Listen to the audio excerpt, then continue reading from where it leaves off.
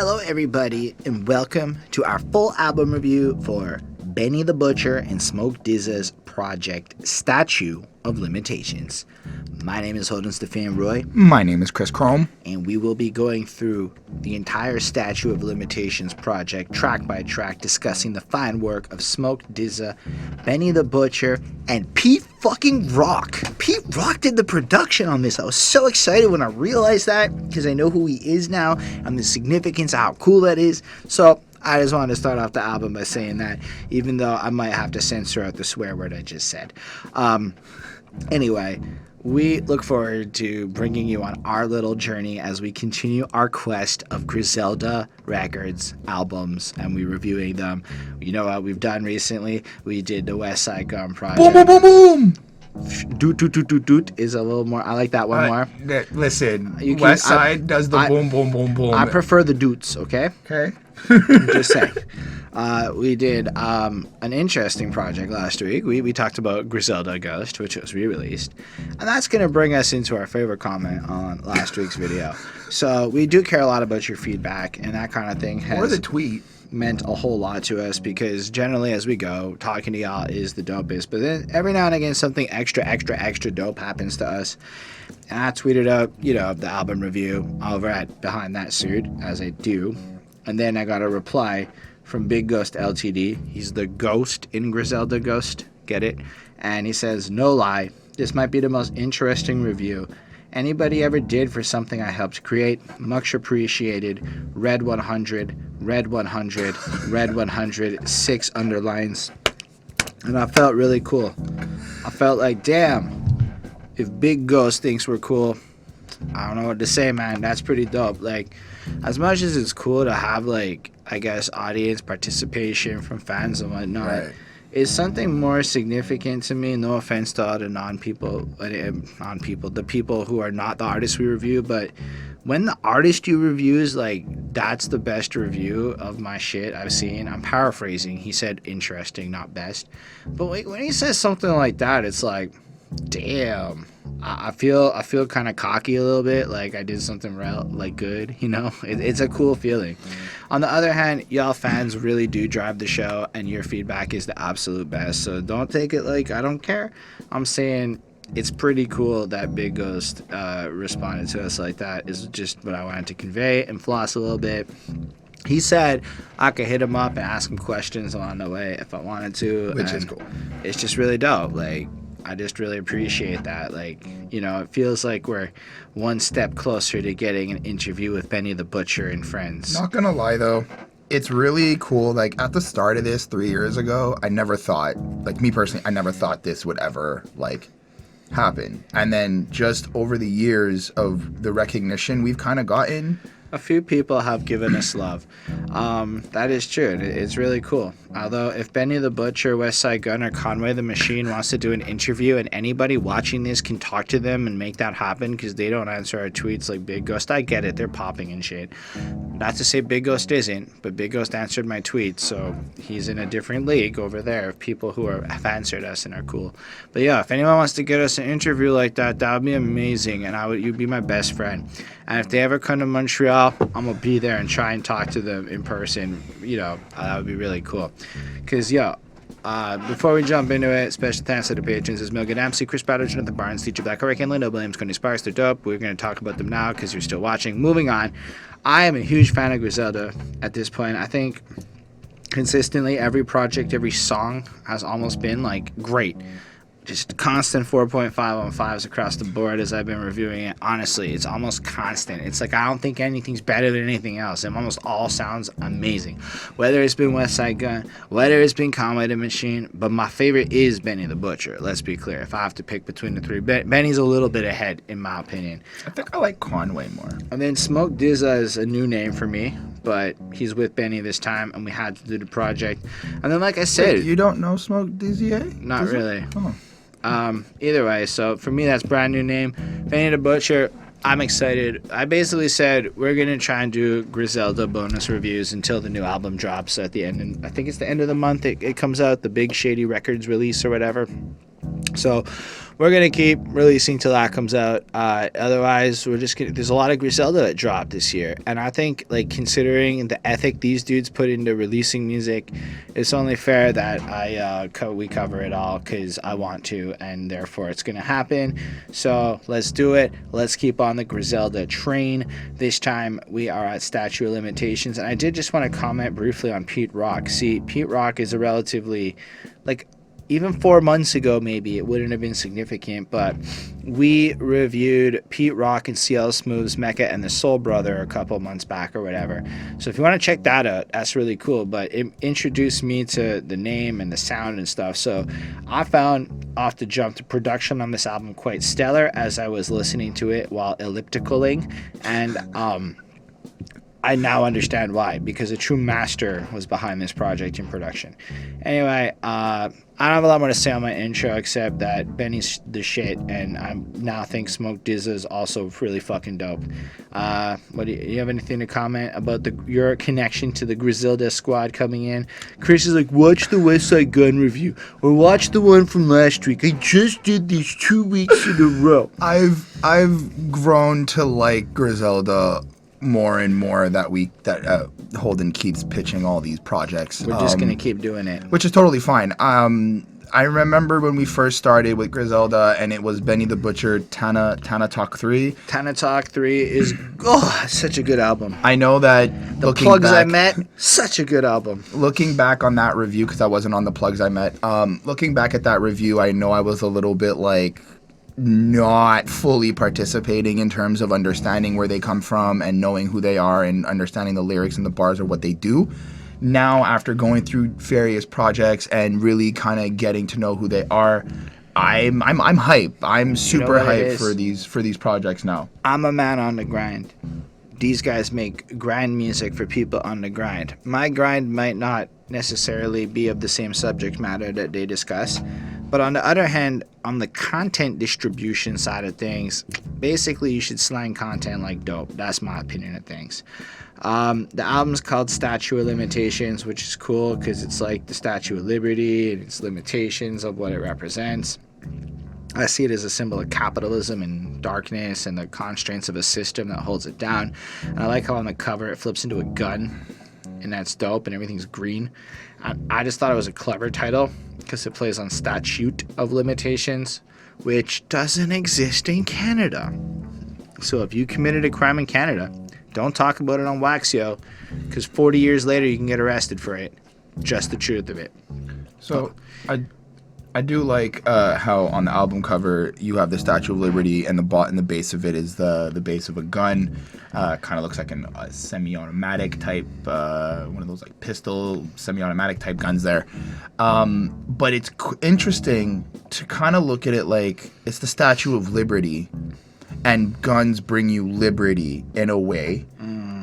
You could also kind of look at it as the Statue of Liberty is a big symbol for the United States. You could also kind of look at it like this is the kind of country we live in. This is what we're kind of told as what liberty is, but there's a lot of violence. There's a lot of guns or whatnot. And also, I say this because, again, after going through Benny's project, Conway's, and Westside's, I now understand what they represent, what they talk about, and what they do. So I'm looking at this album cover with a lens of where do y'all come from, and why is this an album cover that represents you? And I kind of understand it a lot more now, which is really, really cool. I don't have much to say about the actual title, Statue. It's a cool pun. Of Limitations. Do you know what a statute of limitations is? No. That's the shit where if enough time passes after you commit a crime, you cannot be prosecuted for it. It's basically why a bunch of crack dealers after 7 years in some states, however many years it is in other states, are able to talk about the crimes they committed and not go to jail because enough time has passed. So effectively, the reasoning for it is you can easily say in 7 years, I've grown. I'm no longer the same person I used to be. I've matured. The thing that I did is no longer present in my life. And do you really want to clog up the court systems coming at me for some shit in my past? Oh, shit. So is that kind of like... Because there was an idea of like when you fuck up, right? It takes you X amount of time to really get back to that level of I mean, it whatever exists it in a would lot be. of shit. Like, if you declare bankruptcy in 7 years, if you commit a crime in Canada, you can get a pardon after 7 years. Okay, so it's a legitimate thing. Okay. I mean, it's in a lot of different ways, but specifically what a statute of limitations would be is you committed crime December 1st, 2001. As of December 1st, 2008, and with the exception of like murder and child stuff, let's say I sold a lot of crack. Right. And I beat the shit out of some people and whatever else it was.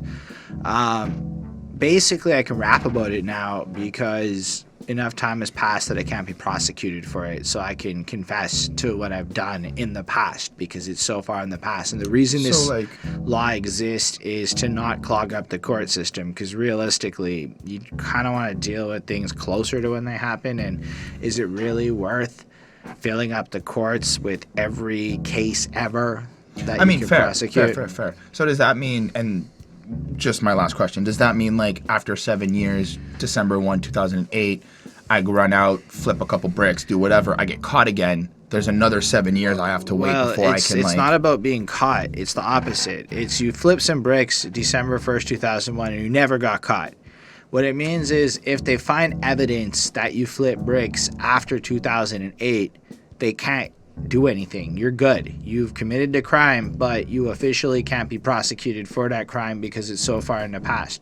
So if you flip new bricks and got caught, that's a fresh crime. Right. What it's saying is if Jimmy snitches on you now, 8 years later, it doesn't mean shit because it's too long has passed, so people can talk about it. It's basically why so many people talk about crime so far down the line, because it's okay now. Nobody can be prosecuted kind of thing. So in a sense, a lot of these mid-30s rappers are able to talk about the exploits of their early 20s and mid-20s because they can't be prosecuted for any of it. So they can say shit like, I cooked some shit up. I really did that. Because they really did that, and enough time has passed that they're not doing that it's not a concern. Nice. And they can flip that. So it's an interesting idea that they talk about the statute of limitations, you know, almost describing like a statute of limitations within New York and kind of tying it into their home and shit because they're from Buffalo and whatnot. I don't know where Smoke Diz is from, actually. I love New York. Anyway, all that to say, I think it's a really fitting title and a really fitting cover for the consistent branding that I've seen associated with these dudes. On that note, it's 6 tracks. It's a 20-minute project of pure fucking joy and happiness. Let's talk about how we gonna do this review by any means. The way they go back and forth on this is ace. It's fucking A+. Like, it's just, they were meant to rap together. Like, everything about this is fresh as fuck. The beat just comes in with this intoxicating, head boppy old school. You just gotta be vibing to it. Like, and then it's like anybody can do it, but you get rich if you could do it well. Just the way they bounced off mid-line and shit. Which, actually, that line right there, right, just to start off, talking about how anybody could do this, but you got to do it well, is a really cool way to kind of embody and not embody, but divide the real people from the fakers. The one who are really taking the risks and really kind of planning strategics and trying to be a boss about shit. And then the ones that are just like, well, I'm going to sell you a gram. I'm going to do this. I'm going to do that. It's also, think about it from both the music and the drug game. They're both things with, in theory, low barrier of entry. Right. If you really want to sell drugs, you can find someone to front you your first dough and flip it. If you really want to make music in 2019, you literally can steal a beat on YouTube, record it on your fucking phone at this point, and probably have something that sounds half decent, put it on SoundCloud, you got distribution covered, and it's all ghetto and dirty. The question is, are you able to establish a quality brand that will attract people? See, Griselda's branding, the grind music that they create, is just so thorough and so powerful that they do it so well. Like, when do they say whack shit? Never. Every bar is on point. It's just precision. It's just like, these are guys who understand, and I'm going to include Smoke, DZA, whatever, in this now, because I think he's equally as talented as anybody that I heard on Griselda. It's fucking fresh. And just the precision, the attitude, the pure swagger and confidence in their voices. Like, I can't get enough of it. Like, here's the thing. I'm 32 years old. power is very interesting to me as a person. I'm trying to rise up through the corporate ranks. I'm trying to understand the money acquisition game. I study business, finance, marketing. I got all these books I'm actually reading. Anything you've seen there, I've read and can talk about. I get the feeling these dudes are also intelligent individuals who are interested in the same type of things. Maybe the audiobook and YouTube, I don't really know if they read or not, because I don't know if reading is cool everywhere. But I know that they're intelligent enough to consume knowledge acquisition. You can just hear it in the freshness and the confidence they display. So hearing these dudes that are basically like, this is how to be a man. That's like the template. This is being a man mentality, boss mentality, how to think. I like it. I like it a lot. And I find it really inspiring because it's like older bros giving me some good advice as I go throughout the snakes of the day and whatnot.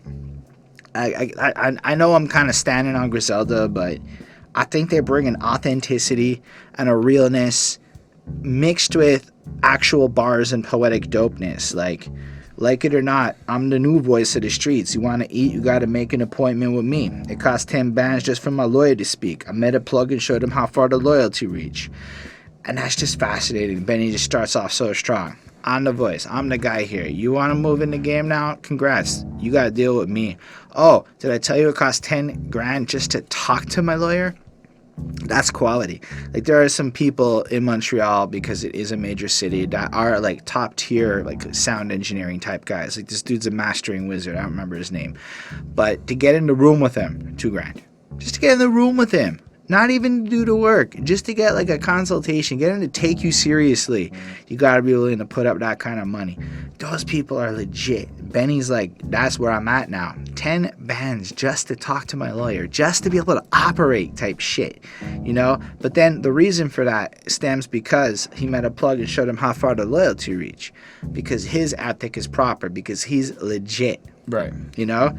And then instantly Smoke keeps it proper. All my people's risk takers and wave movers. For the ones that relate to it, the number was too good to be true. I had to pace through it. We make music to move weight to it. Which I really like that line, right? And it kind of embodies a lot of what they do. And in this term, in this context, moving weight means to like move bricks and all this stuff. But I like how in somebody like my life, I could take that as just grinding, and like they really are making music that when I listen to it, I want to move, I want to do stuff, I want to be productive, I want to move like, that weight. If we want, for the office workers out there, the ones that do data entry of some kind, it's like copy pasting. That's how I picture it. Like, there's a grind element to what you gotta put yourself through, in terms of, like, I'm not talking about moving weight comparing to that, but like if you're a data entry person, you've ever done that shit. Not even a salesperson. For me to write a song about data entry, I would write a data entry banger to data entry too, like copy, paste, copy, yo, bring it back, get that data in the Excel. That was trash, but you know what I'm trying to say? I feel you. It was an example. It was a trash example.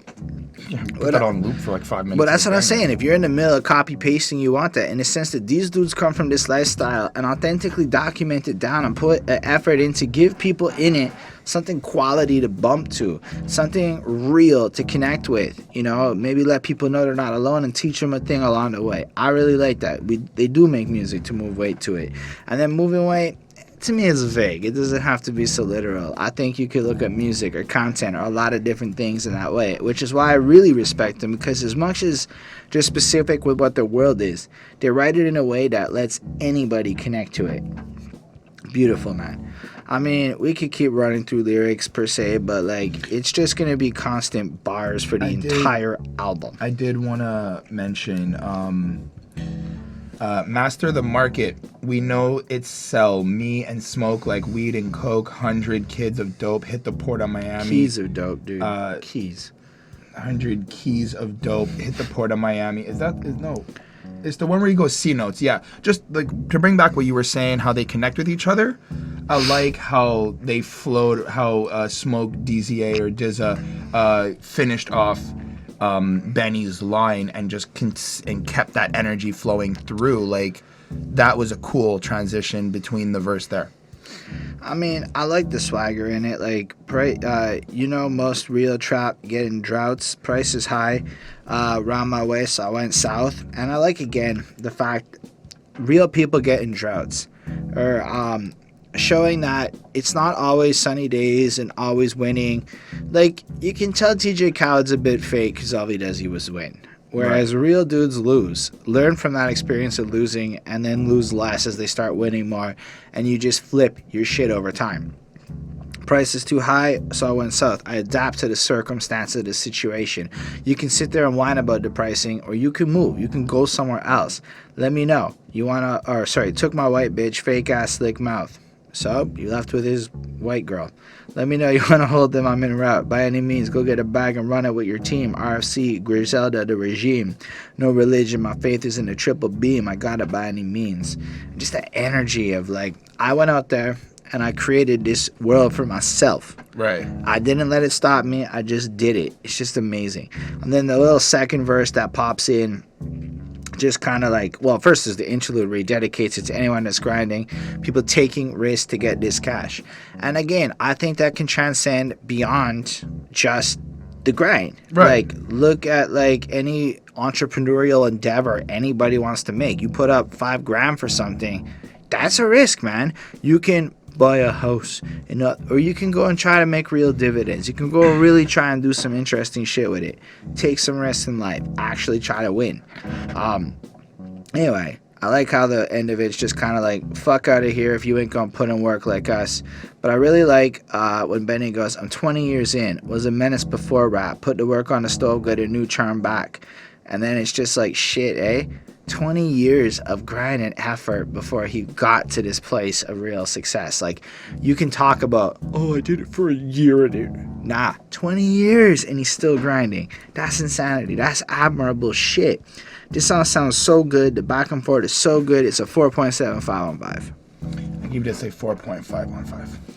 Anyway, next up, we're going to go do as we fire bullets at Chris. The outro on this track, just that long, fresh, beat-flowing thing is so good, dude. It's nice. Like, this song's 5 minutes. It's like a really long track, relatively speaking, but a solid minute of that at the end is just Pete Rock flossing, and it is so good with the pause in there, it just flows in with that. You not agree? Well, I do like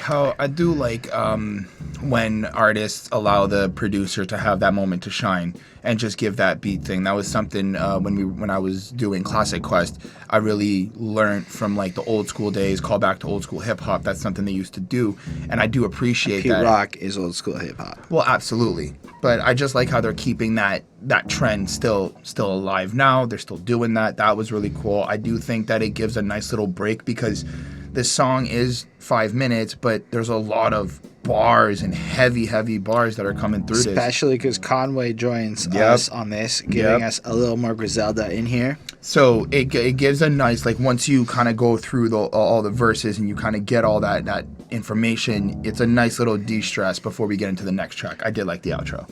I mean, I look at it like I've come to really just expect bars presenting an attitude from these guys, and literally I'm expecting nothing else, but that's the point of it.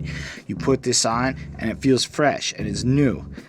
We all got raw. I got tree, Benny the pastry man. As soon as the package touch, I'm gonna make these scram. Once you get yours, it went through 18 hands. I like these little details when they put their lines. Like when you think about the distancing between when he picks up the package and when you on the street get it, how many different people touch it, how many layers in the distribution line are created, both for protection and wisdom, and just the actual way it works out. It's just so specific and interesting to listen to that you just vibe to it. It kind of, if you're like me, puts the fantasies in you're fascinated by this whole world that is so far from your life, and I bet if you're in it, you're like, yo, this is some real shit.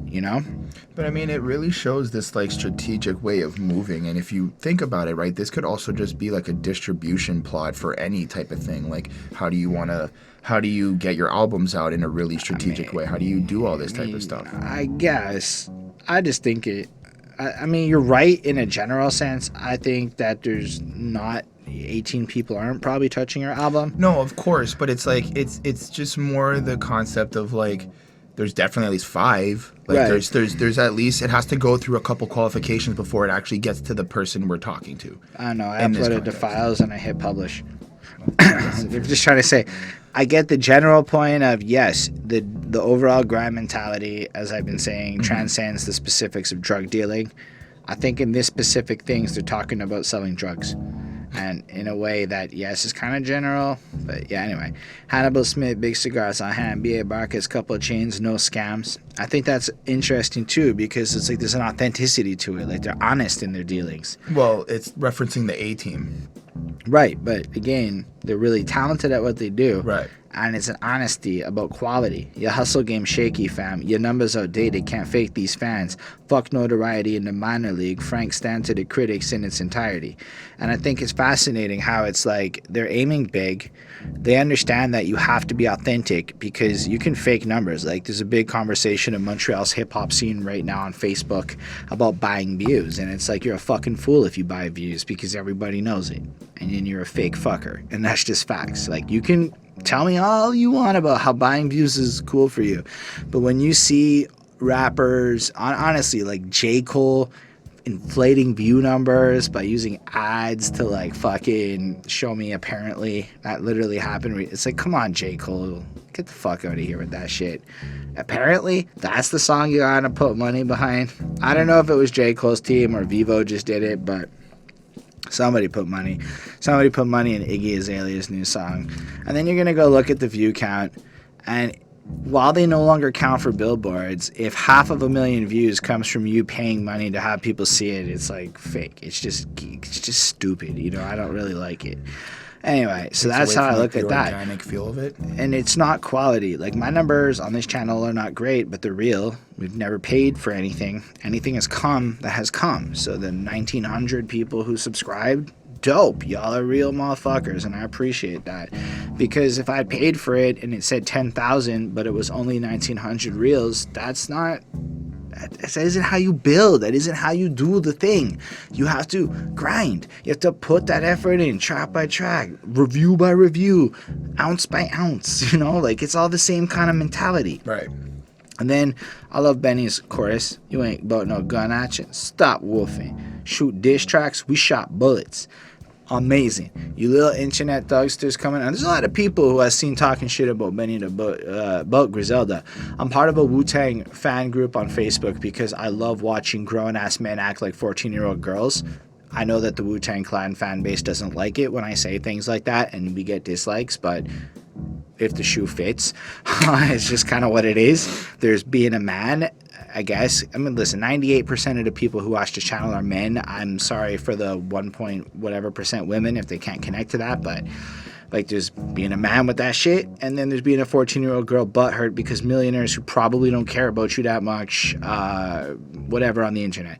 I love watching grown men get butthurt over fandoms. It is really funny to me.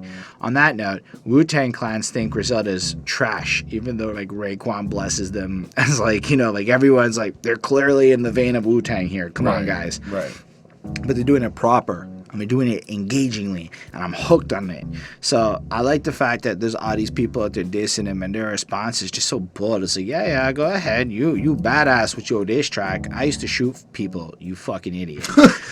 It's like, I made $5K on the corner, and the cops took it. Like, I lost $5K to the cops. Fuck out of here with your diss track. I feel like there's the more and more I hear a lot of this, like, y'all are fake, we are real, and they actually are, like, credible to back it up, it's kind of like, now it sounds to me that they're trying to really, like, y'all need to stop. Like, y'all need to change. Like, they're trying to actually end this trend of faking shit. So here's why I can get away with talking like this. Because I don't misrepresent myself. I am an office employee who makes hip-hop music, yes.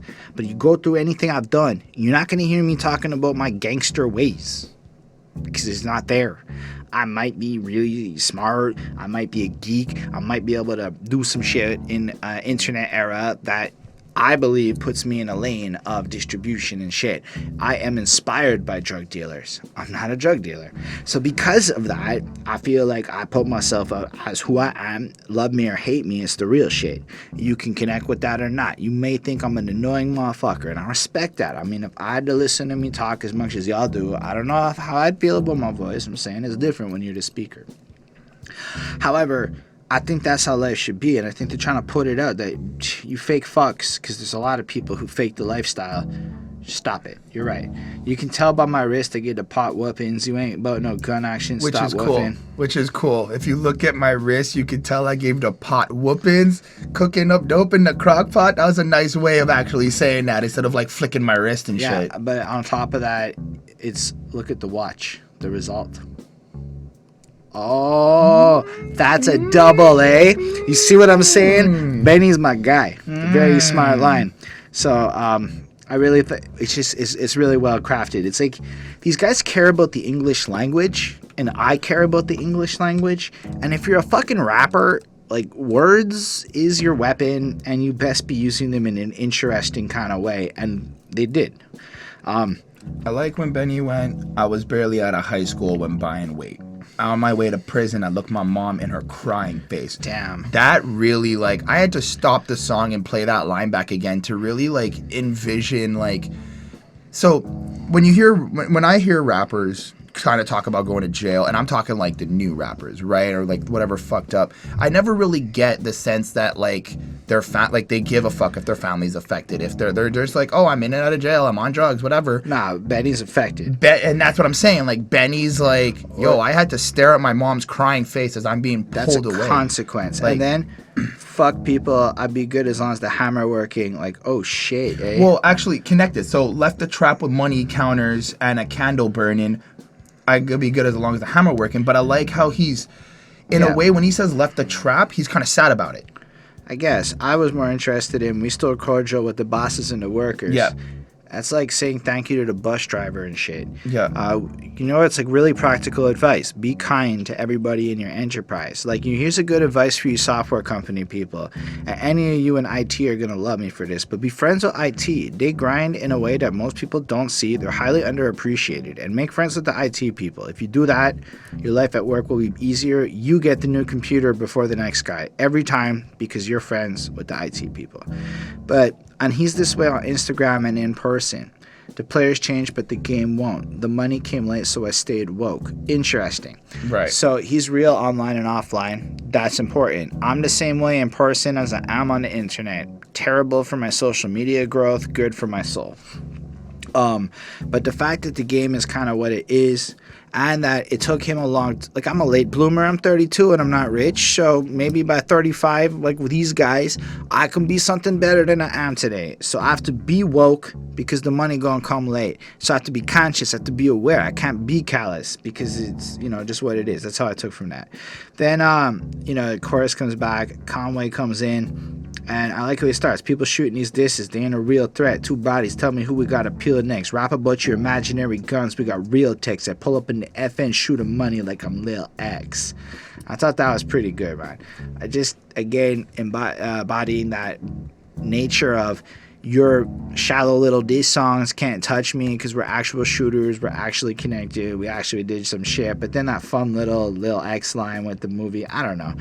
He goes through with the rest of his verse. I like when Conway went, I'm still hustling like I ain't got a deal yet. Oh. I like, I really enjoy when rappers know that they've got signed or have something backing them up or whatever, and they still are like super humble with themselves. Like, dude, I'm out here grinding. Like, it doesn't even matter who's sponsoring me. This is for me, and I just want to remind you that you still got to keep working. Work ethic. Yeah. And these guys just keep pushing it. Because how many people get a win, sit back and coast? You put out your first album, sit there. It's gonna kind of... Nah, you got to keep working. Listen, the day I make a milli is the day I work harder. It's like you should work harder when that comes. When you're 50, you should be working twice as hard as when you're 30. It's kind of like, now that you've achieved this level, go to the next one. And you just keep trying to go to the next one. It's like an RPG video game. You start off at level 1, and, the little slime monsters are there, and it's a little bit of a struggle. Then the slimes get kind of easy by the time you're level 2 or 3. But then the next monster shows up, and he casts a fireball spell on you. And you take crazy HP. I'm thinking about Dragon Quest in particular. Okay. But Thank you. any RPG would suffice.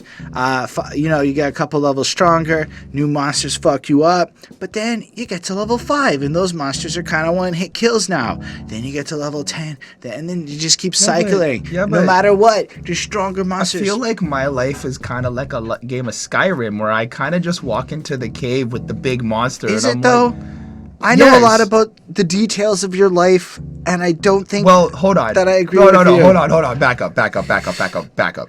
So, what I think is the big troll in the cave may not be the big troll in the cave for you, but for me, I feel like I'm just kind of strolling around, and then, I'm in this cave.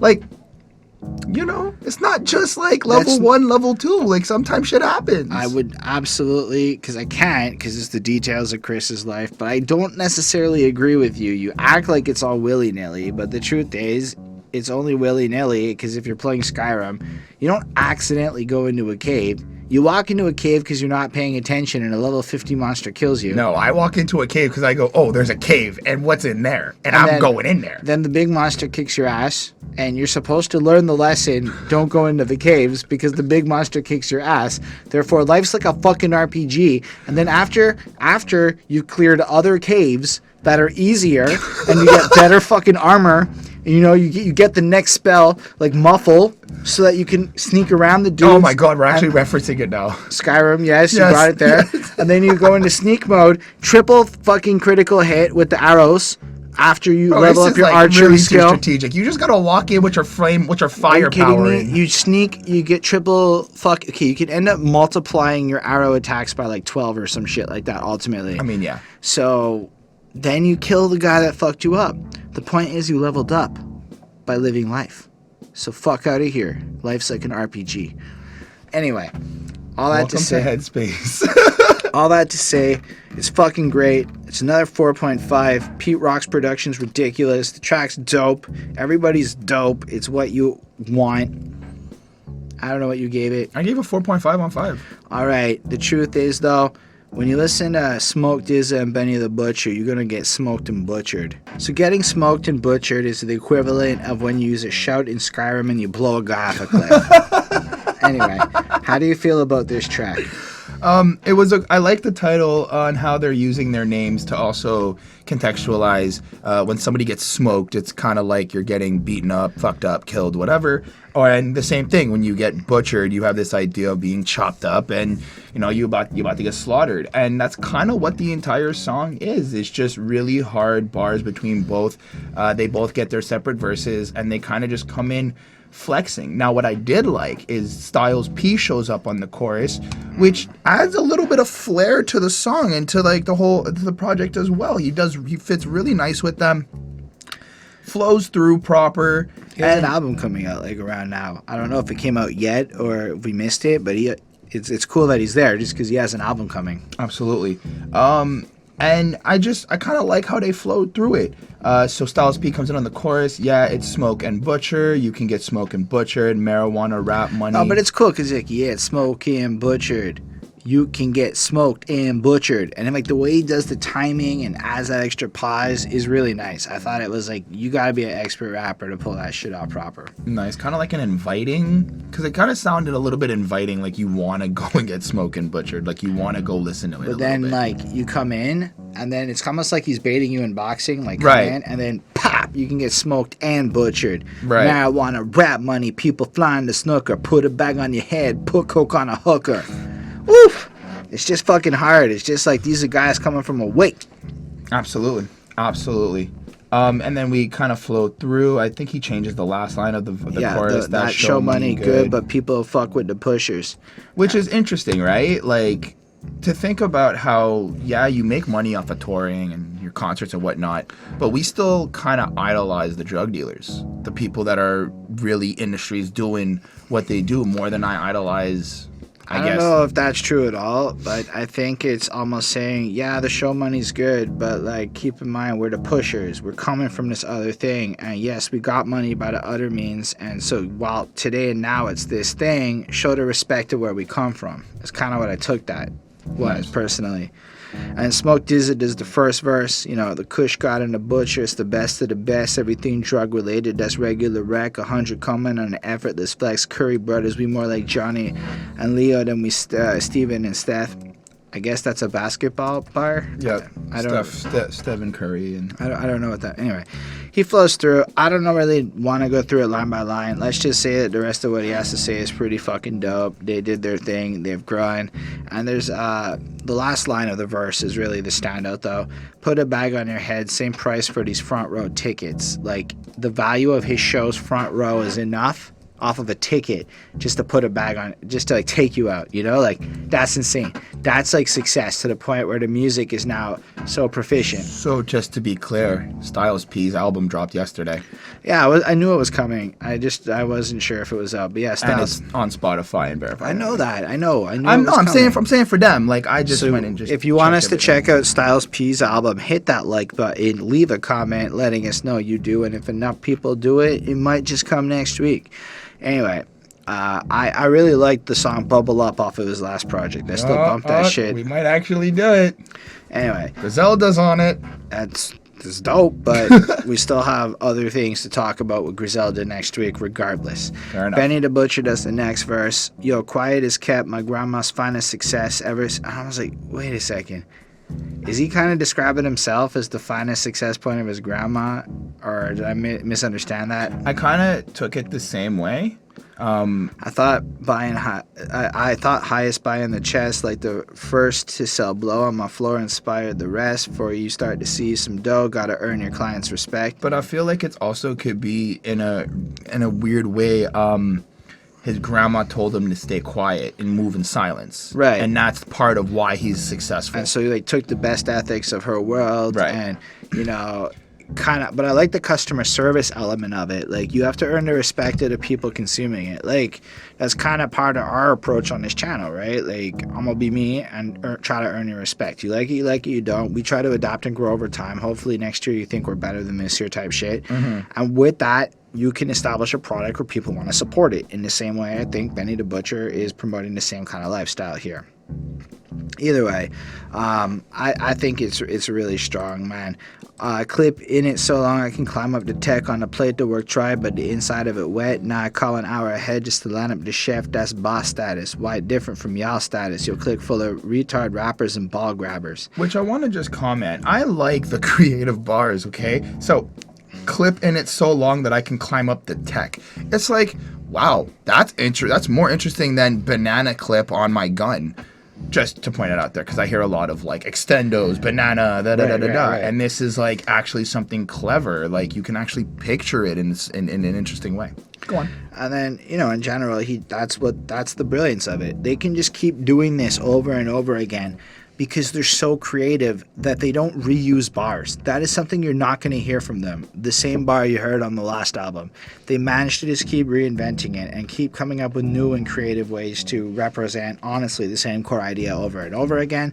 And that's amazing to me. And that's why this track again gets a 4.5 on 5 for the amazing just feel and dopeness of it. I gave this one a 4.2 on 5. It was good. It was dope. Everybody flowed nicely. Anyway, it's 5:14, so it's not 7:30. Westside Gunn is a pretty good guy to have on your chorus, is all I'm trying to say. His voice contrasts well. Just the way he does his spacing, like, hey, 7:30, you're on the dick, man. And then he just pauses, let's say, kind of thing. Don't stop till the shit empty. Like, it is, I love the way he spits it. I love his energy. I like his voice, because here's the thing.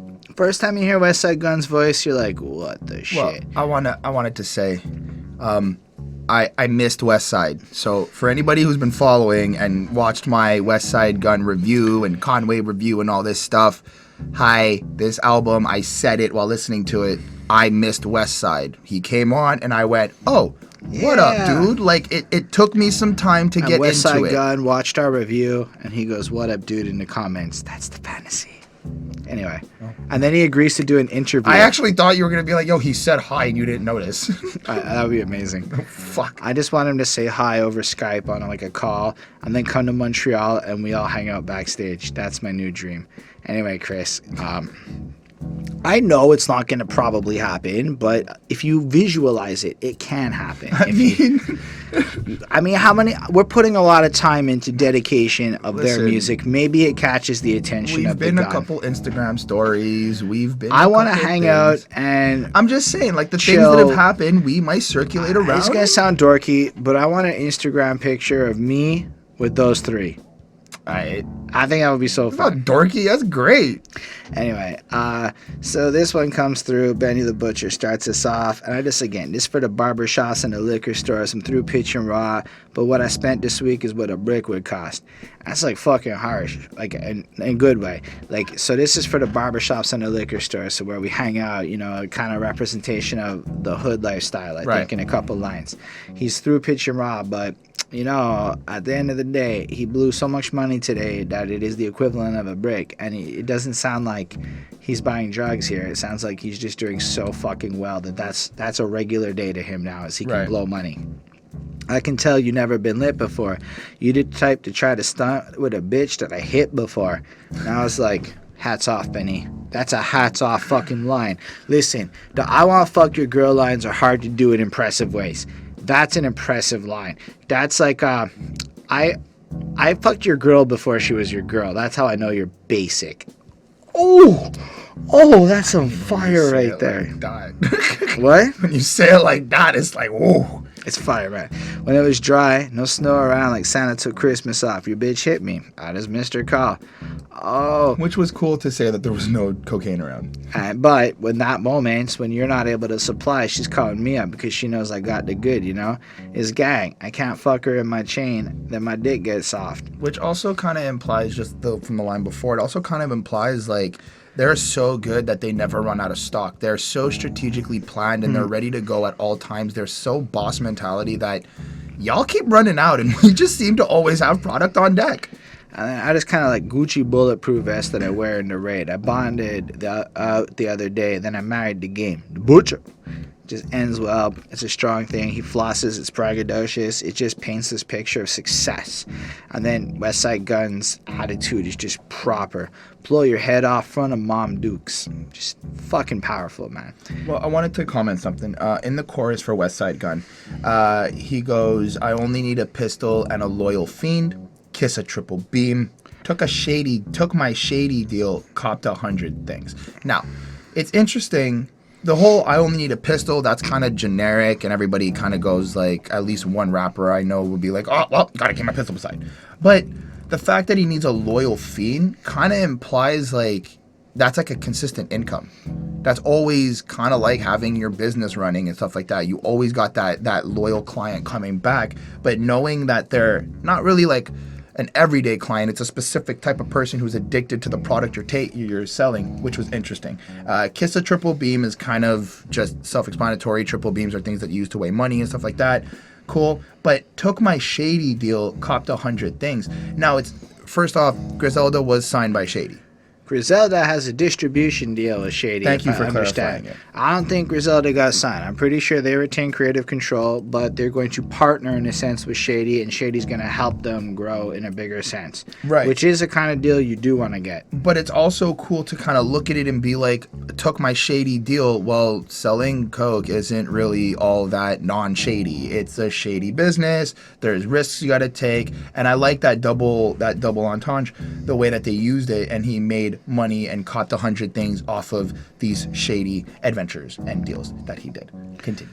Right. It's just pretty dope. And then Smoke DZA comes in and does his shit. I don't chase love. Only thing I chase involve big banking. Wordsmith, I get paid to do this slick thinking.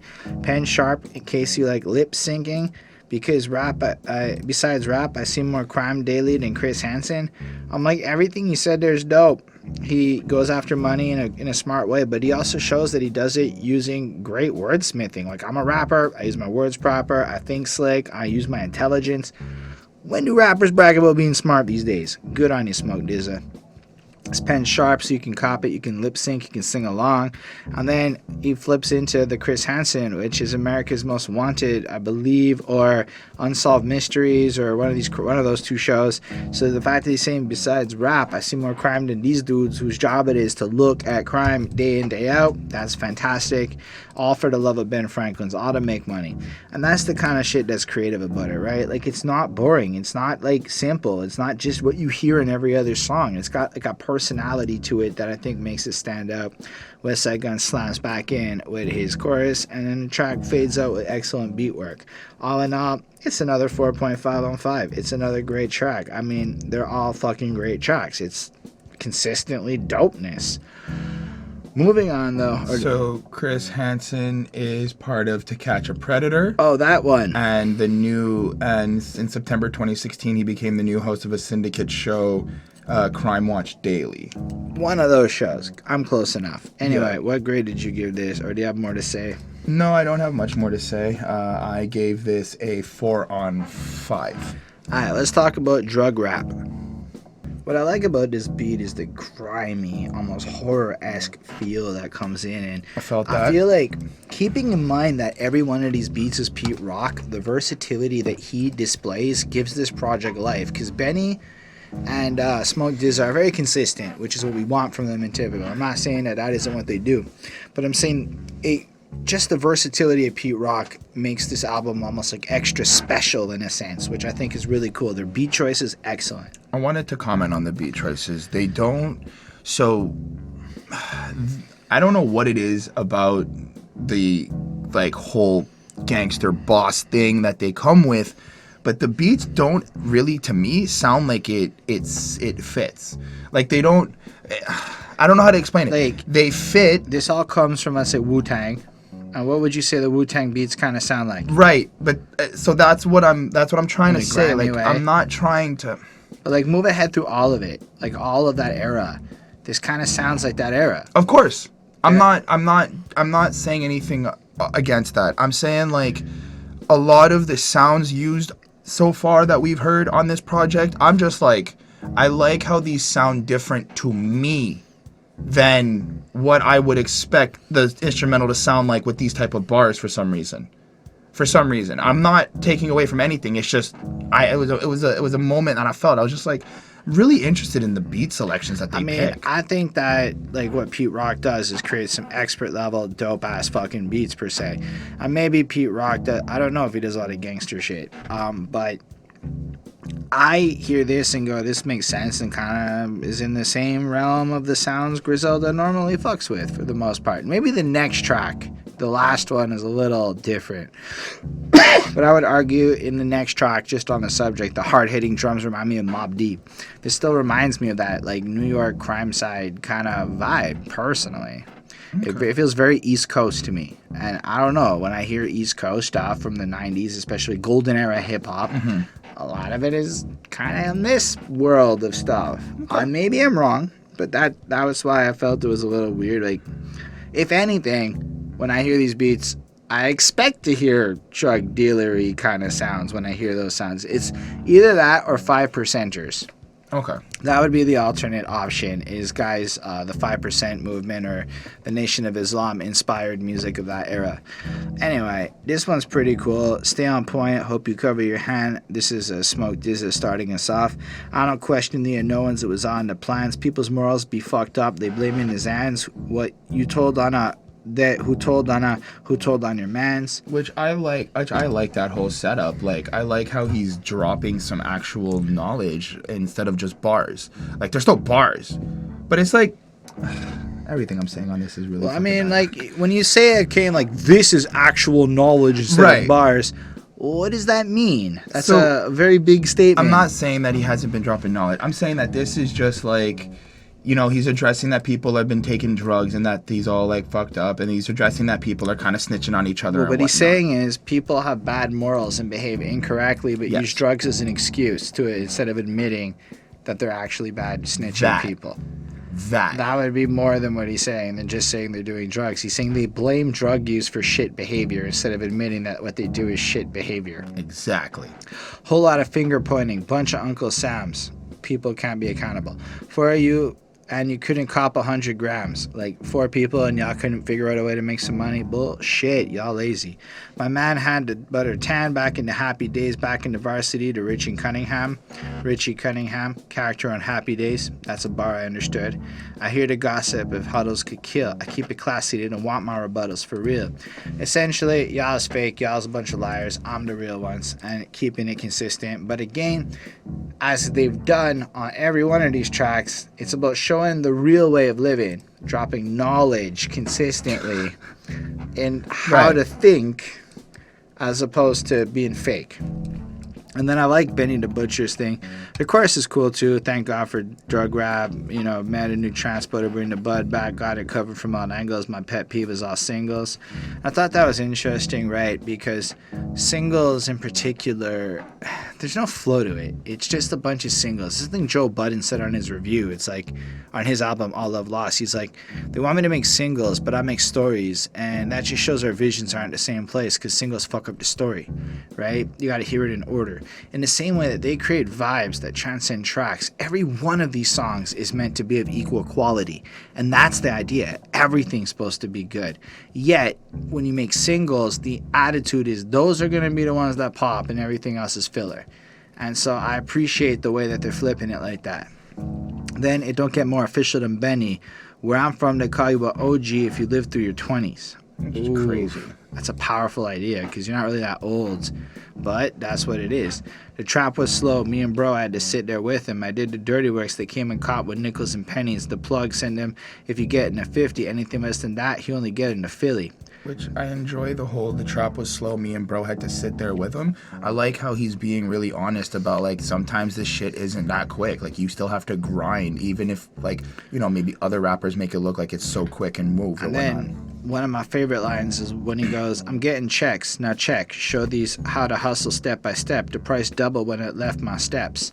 And that's an interesting point because it is what they've been doing. They've been showing people how to do this world.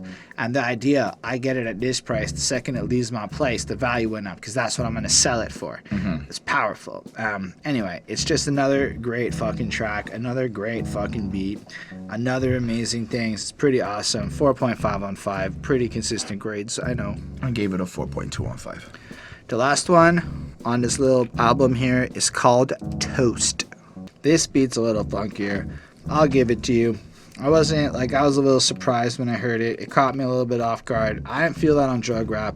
I felt it a little bit on Toast. But then again, I don't really look at music so linearly anymore. Like, there isn't one sound that goes with one content theme at all. And trap isn't one thing anymore. And everything's blended and everything's big and everything's what there. There's just well-made shit and not well-made shit. And this to me sounds like another example of well-made shit, but just the way the drums hit reminded me so much of that Havoc beats, like from Mobb Deep sounding shit, you know? Nice. Anyway, lyrically we're in the same kind of things, you know. I gave him 17, I'm back clicking, 2 brand new hoes, I'm Chad tripping. Is that an incel bar? Is that, I don't know unless I'm missing it, or you Lou willin' if you willin', because Chad's. And isn't that like the thing from the incels, the guys who get all the girls? I might be wrong. This might be some sports shit. And I'm not really a sports guy, so I don't know the sports bars. You guys can translate it. Well, if you just click on the annotation, it seems like that's like a dude with 2 women. Right. And I assume it's like an athlete bar again. That's I honestly think it's an athlete bar. I don't know who the fuck that is. They kind of do that. That's fine, but it could also be an incel bar. And that I thought was interesting. It could be not. It could be I'm looking too deep and I'm just thinking about my own shit here. And as Westside Gunn has said, the people on Genius often fuck up their interpretations of his bars. So I assume that we can't trust Genius to understand everything. So, thank you, comment section, for telling Chris that on his Westside Gunn review. Summertime dropped the top, don't do ceiling. Lou Williams. Lou Williams. Is it Lou Williams? Yep, I just looked him up. Lou Williams, Lee Williams. He's a basketball player. Who's Chad? What does that mean? Probably another basketball player. Fair enough. See, don't go that deep if you don't know, Chris. I was just wondering if it could be a double entendre because I thought of that incel thing and I was questioning. Anyway, I like when he goes mob styles, killers perched on a few buildings. I won't let him JFK me, nah. Like, what a crazy way to describe being killed and assassinated. I won't let him JFK me. I'm prepared with that. I got people watching. I don't know. It's pretty good, man. Middleman. Nobody jacking your links. You're an internet person. Nobody care what you actually think. Come on. I know I'm an internet person, but some people might care what I think. Nah, I know I'm playing. I'm not in the same boat as that dude. I got a real day job backing credibilities and knowledge of social media marketing, community building, and I actually got some understanding of the internet. So I'm a little different than a regular ass internet talker. It's just weird. There's more than one type of internet person. Some of them are fake. Some of them make cash on the internet like it's drugs, yo. Anyway. I was handling a lick, you was on the ground talking to my flicks. Well, I'm on the internet, on the tube, talking about you. See, I wanted to add my own line to it. I was corny, I know. It's been a long day. This is literally our third video. I like when it goes reality rap, no egos. You can't find these visuals on Vivo. Because specifically, it's like, we don't put our shit online. Our life is like this. You can't find it. We just spit it and go. Got a nice little hook from Smoke DZA, and we came to get this money like we're supposed to do. Cheers to the hustlers, toast to you. If you're mad and you're broke, then you owe for two, because of the two things you're not supposed to be. You fucked up. You're not supposed to get mad, and you're not supposed to be broke. You're going to get the bag, you're going to be emotional, and it's like a challenge to anybody who's ever sat there feeling salty.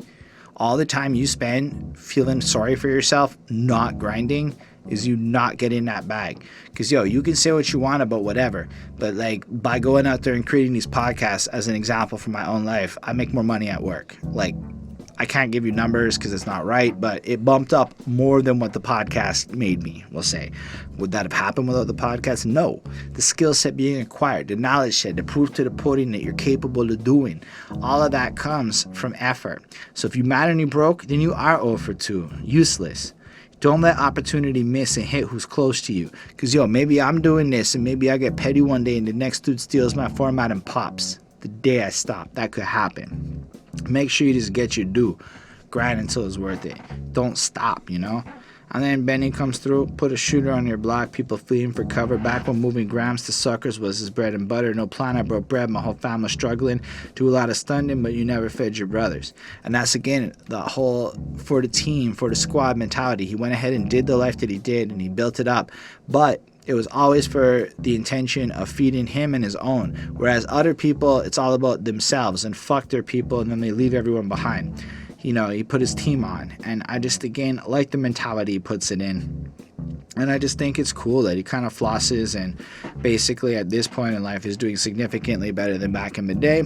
And everybody gets to eat type shit. So I think it's another fantastic track. I'm giving it another 4.5 on 5. I think it is very much on realms of the dopeness that has been this album so far. I felt like it followed suit with what we were getting. Give it a 4 on 5. I don't actually have much to say about it. That's code for Chris saying we should get this wrapped up soon. All right, Chris, I get it. It's been a long day. Anyway, I gave this album a 4.5 for. I mean, I take it with a grain of salt that it's only 6 tracks, it's only 20 minutes, etc., etc. But, like, here's the thing. Had they made this 20 tracks, etc., I guarantee you I'd probably be calling every song a 4.5 through, because I just don't believe that these dudes would release anything that wasn't authentically dope, because that's just what they do. You can tell they've got the experience to consistently bring it through, and I'm not going to go put on a Griselda record expecting the deep philosophies like from a Rhymesayers record. That would just be stupid of me. But as far as this drug dealer grind music goes, currently, I don't think there's anybody doing it better than Griselda, from what I heard. Now, there's other great names, like a Currency, or a few others in that regard that I think, oh, you know who I really like? What should we call it? Guilty Simpson. That guy's voice is dope. Or MED. Like, there's other dudes out there making great music. But Griselda's king right now, in my opinion. And I can't wait for the new project to drop. I gave the album a 4.1.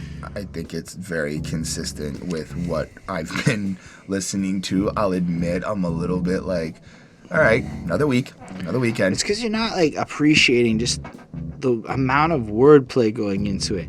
Like, you got to think about this from a creativity perspective. Right. The fact is, going through it bar for bar, it's just interesting how they can keep reinventing the same concepts to deliver freshness over and over and over again. Yes, on the one hand, if it's not your cup of tea, it's going to be a burnout feeling. But if you look at it like it's on the grind, and they're proving their grind by giving you a constant slew of fresh grind music, maybe you need to grind more, Chris. Maybe you need to put more grind into your life to appreciate it. Chris is like, shut the fuck up. Thank y'all for watching. Totally appreciate you being here with us. Let us know what you think in the comments of this video. Let us know if you can get us an interview with the Griselda people. That would be so cool of you. I would be your best friend for life.